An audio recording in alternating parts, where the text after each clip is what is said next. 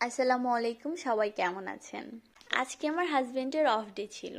আজকের আবহাওয়াটা ছিল অসাধারণ। হঠাৎ করে আমার হাজবেন্ড বলল, চলো কোথাও বের হই বা রিক্সায় একটু ঘুরে আসি। তখন আমি বললাম, আচ্ছা ঠিক আছে। কোনো কিছু না ভেবেই তাড়াতাড়ি রেডি হয়ে নিলাম। রাহিকাকেও রেডি করে ফেললাম। তিনজন মিলে একসাথে বেরিয়ে পড়লাম। রিক্সায় উঠেই মনটা একদম ফুরফুরে হয়ে গেল। আজকের আবহাওয়াটা যেন বৃষ্টি আসার ঠিক আগ মুহূর্তের মতো, একদম শান্ত, ঠান্ডা আর সুন্দর। মনটা এমনিতেই ভালো হয়ে গেল।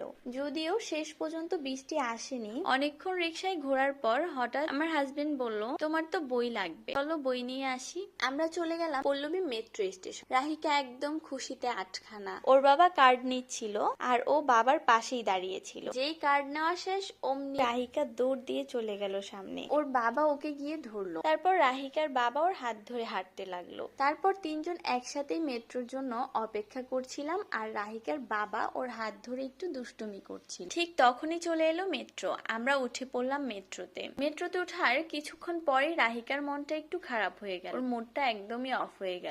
রাহিকা চাচ্ছিল একা দাঁড়িয়ে থাকবে। একা দাঁড়িয়ে থাকলে যদি পড়ে যায়, তাই ওর বাবা দিচ্ছিল না। রাহিকা অনেক জেদ ধরেছিল ও দাঁড়িয়ে যাবে, ও বসতে চাচ্ছিল না। কিন্তু রাহিকার বাবা কোনোভাবেই ওকে দাঁড়াতে দেবে না। আমরা ঢাকা ইউনিভার্সিটিতে নামলাম। সেখান থেকে রিক্সায় করে গেলাম নীলক্ষেত বই কেনার জন্য। নীলক্ষেতে নতুন পুরাতন অনেক বইয়ের দোকান আছে। আমার হাজবেন্ড বলল, তোমার বই কেনা হয়ে গেলে তাহলে বাবুর জন্য আমরা বই নিব। যদিও রাহিকা এখনো অনেক ছোট, দুই একটা বই তো হতেই পারে। আমার বই কেনা শেষ হলে আমরা রাহিকার জন্য দুইটা বই নিলাম। সবকিছু কেনা শেষ করে রওনা দিলাম বাসার পথে। আর তখনই দেখি আমার ছোট্ট রাহিকা একদম ঘুমে ঢলে পড়েছে। দেখলেই মনটা ভরে যায়।